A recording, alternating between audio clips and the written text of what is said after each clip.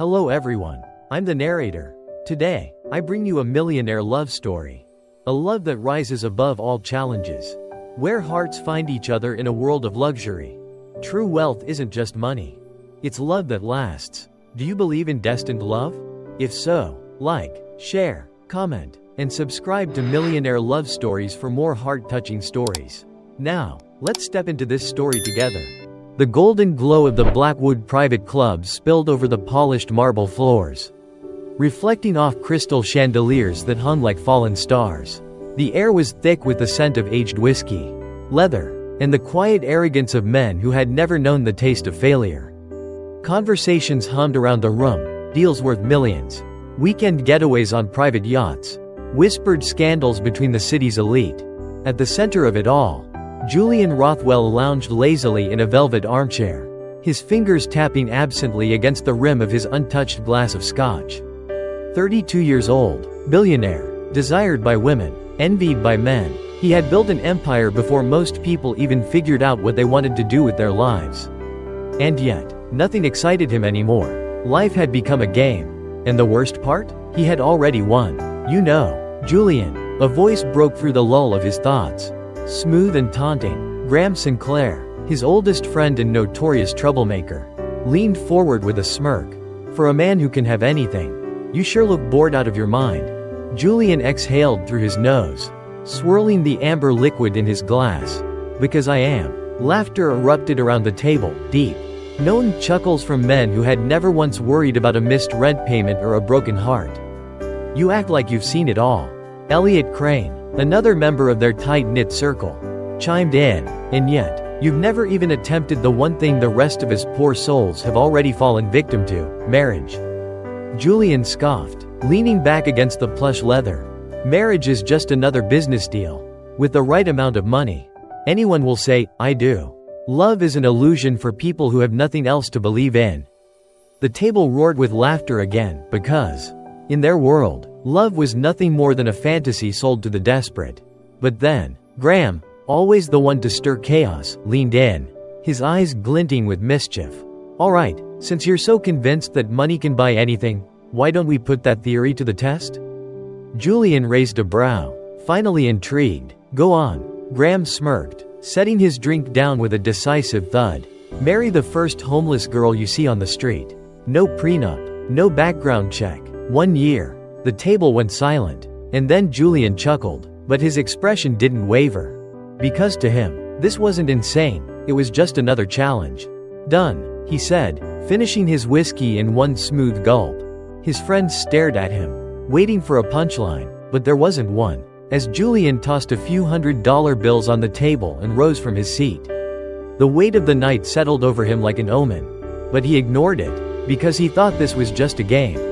He had no idea it was about to rewrite everything he thought he knew about love, loss, and what it truly meant to belong to someone. The Blackwood estate was ablaze with golden light, its towering columns and marble staircases exuding wealth and power. Every corner of the grand ballroom was adorned with fresh white roses, chandeliers casting a dreamlike glow over the sea of socialites draped in designer couture.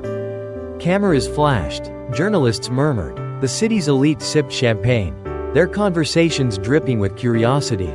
Who is she? Where did she come from? Why would Julian Rothwell marry a woman like her? Elanor Hayes stood frozen at the edge of it all. The lace of her wedding gown felt foreign against her skin, the weight of the diamond ring on her finger like a shackle. This wasn't a dream, it was a spectacle. Her eyes drifted across the massive room until they found him. Julian Rothwell, the man who had turned her life into a wager. He stood at the altar, tall and devastatingly composed in a custom tuxedo, a smirk playing at the corners of his lips. To him, this was nothing but a game, a challenge accepted and executed with precision. But to Elanor, it was a prison sentence wrapped in silk and diamonds. She wanted to run. Her heart pounded as she took slow, deliberate steps toward him, but every step forward felt like sinking deeper into quicksand, the air heavy with whispered judgments. As she reached the altar, Julian took her hand with practiced ease, like this was just another business transaction. Like she was just another contract to sign. The officiant spoke, but Elanor barely heard a word. Do you, Julian Rothwell, Take Elanor Hayes to be your lawfully wedded wife?" Julian's fingers tightened around hers. And with a confident smile, he said, "I do." Elanor swallowed hard. "Do you?" Elanor Hayes. Take Julian Rothwell. Her throat clenched. She should say no. She should walk away. But $500 could change everything. So she whispered the words that sealed her fate. "I do." The room erupted in applause. Julian leaned in, his lips brushing against hers in a kiss so brief, so empty. It sent a shiver down her spine. She had never felt more alone. As the crowd cheered and champagne glasses clinked, Julian turned to his friends, his smirk widening. Bet won. And Elanor realized, in that moment, that she had never lost so completely in her entire life. The Blackwood mansion loomed over the city like a monument to power, cold, untouchable, and breathtakingly empty. To the world, it was a palace. To Elanor Hayes, it was a prison. The moment she stepped inside, she felt it, the crushing silence, the weight of wealth that meant nothing to her. Every inch of the estate was flawless, polished marble floors, gold-accented staircases, chandeliers that bathed the grand halls in a warm glow. And yet, the warmth never reached her. It was beautiful, but it wasn't home. Elanor should have felt lucky. She had gone from having nothing to having everything, but at what cost? The first few days passed in a blur of extravagant dinner parties, designer dresses, and empty conversations. Julian Rothwell never looked at her longer than necessary. He was there, but he wasn't. At every event, he introduced her with his signature smirk, as if she were a trophy rather than a person. His friends clapped him on the back, offering sly congratulations, not on a marriage, but on a bet won. And Elanor? She played the role of the silent, perfect wife. She smiled when required, nodded when spoken to, and laughed on cue. But deep inside, she was screaming. Then came the whispers. "She doesn't belong here. A charity case in silk and diamonds. How long do you think you'll keep her?" She told herself she didn't care. But every word, every glance, was a blade against her pride. And Julian? He never noticed. Or maybe, he never cared. And that was the worst part of all. The Blackwood mansion had always been quiet. Too quiet. But now, for the first time, Julian Rothwell found himself listening to the faint sound of laughter drifting from the kitchen, to the hushed voices of the house staff, to something that had never been there before. Life. And at the center of it all was Elanor Hayes. She was unlike any woman he had ever known. She didn't demand luxury or attention. She didn't flaunt the wealth she had been given. Instead, she spent her mornings in the kitchen, insisting on making her own coffee rather than having it served on a silver tray. One afternoon, Julian found her outside, kneeling in the garden, dirt clinging to her fingers as she replanted a row of dying roses. The sight struck him, a woman raised by hardship, tending to something fragile with such care. For the first time, he wondered about her. Who was this woman beneath the title of wife? What had life done to make her this strong? But before he could answer, fate answered for him. Julian returned late from a business trip, the mansion unusually quiet. As he walked through the dim hallway, a faint cough caught his attention. His chest tightened when he found her, curled in bed, feverish, pale, trembling. He had never cared for anyone before. Not like this. But that night, he stayed. He pressed a cool cloth to her forehead. He whispered reassurances when she shivered. He held her hand when she grew too weak to fight. And when morning came, and she finally opened her weary eyes, Julian Rothwell realized something terrifying. This wasn't a game anymore. He cared. The ocean stretched endlessly before them, waves crashing against the shore in rhythmic defiance. The Blackwood family villa stood like a beacon of wealth, a private paradise tucked away from the world, where luxury knew no limits. Yet, Elanor Hayes had never felt more trapped. The weekend retreat was meant to be an escape, a carefully curated illusion that Julian Rothwell had a perfect marriage, a perfect life. But Elanor knew better. She had lived in his world long enough to recognize a facade when she saw one. Tonight, the estate was alive with laughter and the clinking of champagne glasses. Julian had played his role effortlessly, his hand resting lightly on Eleanor's waist. His voice dipped in charm as he whispered sweet nothings for their audience. But when the charade ended, and the guests were gone, only silence remained. The moonlight cast a silver glow over the open balcony where Elanor stood. her arms wrapped around herself as the sea breeze whipped through her hair. She heard him before he spoke. "You're quiet tonight," Julian observed, his voice softer than usual. Elanor turned slightly, meeting his gaze. "Just thinking." "About what?" He leaned against the railing beside her, his presence both overwhelming and strangely comforting. She hesitated, then exhaled. "How different this is from where I came from." Julian's jaw tightened. He had never asked about her past, not really. But something in the way she said it made him want to. He reached out, tucking a loose strand of hair behind her ear. The touch lingered, the space between them collapsing in slow, aching inches. "Elanor," he murmured, her name foreign on his lips. Yet suddenly the only thing he wanted to say.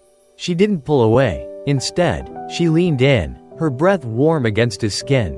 The world faded. There was no bet, no contract, no pretense, just them. Their lips met. The kiss was slow, tentative at first, then deeper, desperate, hungry. Julian's hands found her waist, pulling her against him, and she didn't resist. For the first time since they met, neither of them were pretending. Until she froze. Julian immediately pulled back, his breathing uneven. "What's wrong?" Elanor swallowed hard, her hands trembling against his chest. "I need to tell you something." His heart pounded. "Tell me." She looked away. I've never been with anyone before." Silence crashed between them, heavier than the waves below. Julian stared at her, his mind reeling. How? She was beautiful. She was strong. She was. "You're a virgin?" he finally asked, voice barely above a whisper. Eleanor's cheeks flushed in embarrassment. Yes. I never thought I'd," she exhaled sharply, shaking her head. This wasn't supposed to happen. For the first time in his life, Julian Rothwell was speechless. Because this changed everything. Because this wasn't just a woman he had married for a bet. And because, somewhere along the way, he had started to fall for her. The morning sun bathed Blackwood Mansion in golden light, but there was nothing warm about the silence that filled its halls. For the first time in months, Elanor Hayes had woken up feeling something. Hope. Maybe, just maybe, what had started as a cruel game had turned into something real. Last night, when Julian Rothwell had looked at her, not with arrogance, not with amusement, but with something deeper, it had made her believe that maybe, despite the contract, despite the walls he had built around himself, she wasn't just a bet anymore. Then she heard it. Her phone buzzed on the nightstand, relentless, demanding. The moment she picked it up, her breath caught in her throat. Small diamond billionaire Julian Rothwell's wife was just a bet, the shocking truth. Small diamond the woman bought for a game. Meet the former homeless girl trapped in a rich man's world. Small diamond a marriage built on lies. Sources reveal how it all began. Her heart pounded. No. The screen flooded with articles, with pictures of her looking lost beside Julian. Headlines screaming in black and white, exposing her, humiliating her. The truth was out, and the world was laughing. Elanor stormed down the grand staircase, her vision blurred with rage and betrayal. The moment she saw him standing in the study, phone in hand, she knew. You knew this would happen, didn't you? Her voice trembled. Julian turned, his face unreadable. Elanor, don't, she hissed, shoving the phone toward him.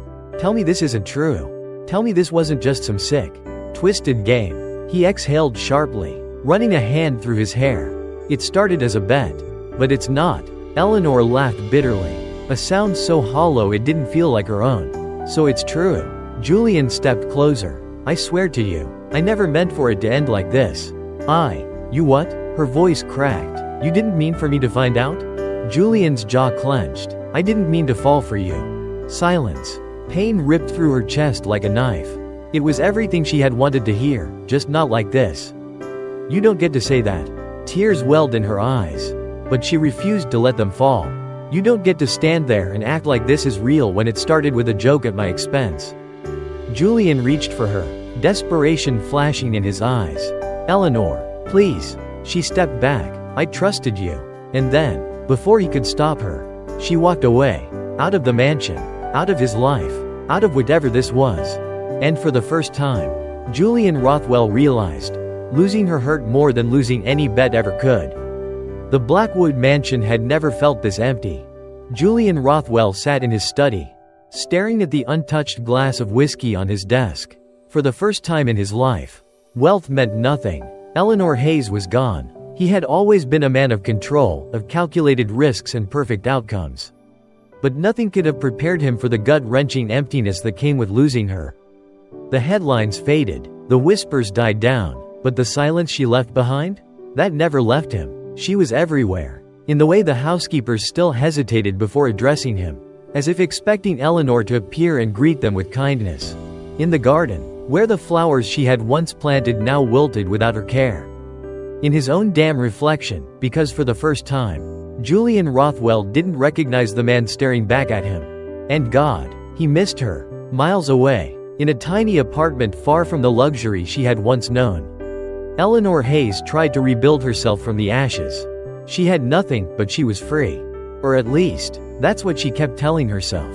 She took a job at a small cafe. She rented a place barely big enough to fit her dreams. She tried, but no matter how many hours she worked, no matter how many nights she spent staring at the ceiling, there was one truth she couldn't escape. She still loved him, the way he had held her that night when she was sick.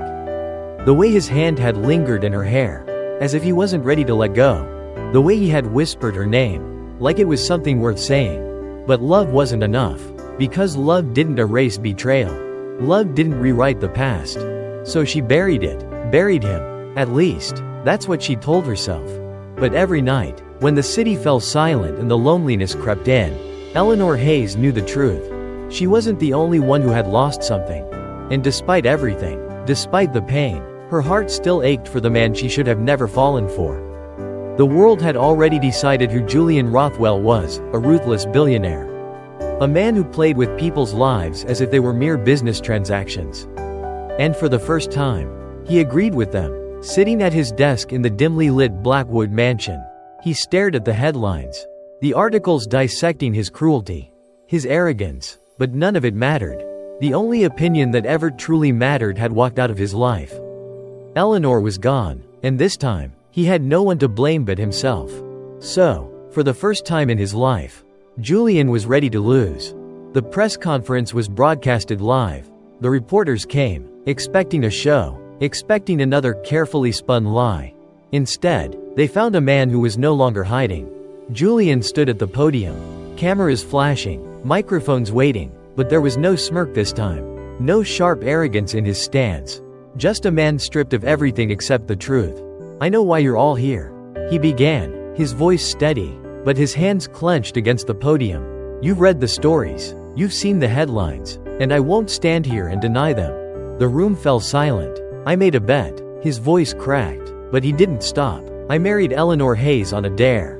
I was reckless. I was arrogant. I thought love was something I could manipulate." He exhaled sharply, shaking his head. "I was wrong." The cameras flashed, the reporters scribbled furiously, but Julian only looked at one lens, as if trying to reach the only person who mattered. "Elanor," he said, his voice breaking slightly, "if you're watching this, I need you to know, I love you." Gasps rippled through the room, but Julian didn't care. "I love you," he repeated, his chest tightening. "Not because of a game, not because of a contract, because you changed me." He swallowed, his voice raw. "Because for the first time in my life, I had something worth losing. And I lost it." Across town, in a tiny apartment, Elanor Hayes sat frozen, the flickering TV screen the only light in the darkened room. Her heart pounded. Her walls, the ones she had built so carefully, cracked with every word he spoke. She had told herself she was done, that she had walked away for good. But hearing him now, broken, honest, real, she realized something terrifying. She still loved him, and maybe, just maybe, it wasn't too late. The Blackwood mansion had never felt colder. Julian Rothwell stood by the floor-to-ceiling windows of his study, staring at the city lights that stretched endlessly before him. The world outside moved on, indifferent to the storm raging inside him. He had built an empire, yet the only thing that ever truly mattered had slipped through his fingers. He had made his confession. He had let the world see him stripped of pride, of power. But would it be enough? His heart pounded at a sound he wasn't sure he'd ever hear again. The front door creaked open. A presence, one he could recognize even in the dark.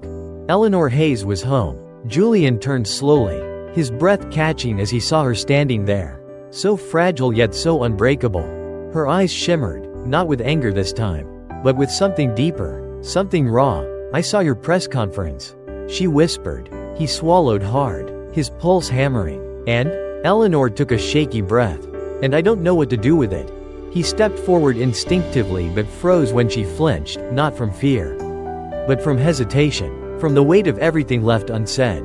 "I wanted to hate you," she admitted, her voice thick with emotion. "I told myself you were just another man who saw me as disposable. But then you stood there, in front of the world. And," she broke off, blinking rapidly as if trying to steady herself. "You weren't the Julian Rothwell I met that night in the club." His throat tightened. She met his gaze, and for the first time, there was no anger, only fear, only vulnerability. "I was scared, Julian," she whispered, "scared of how much I loved you, scared of what it would mean if I forgave you."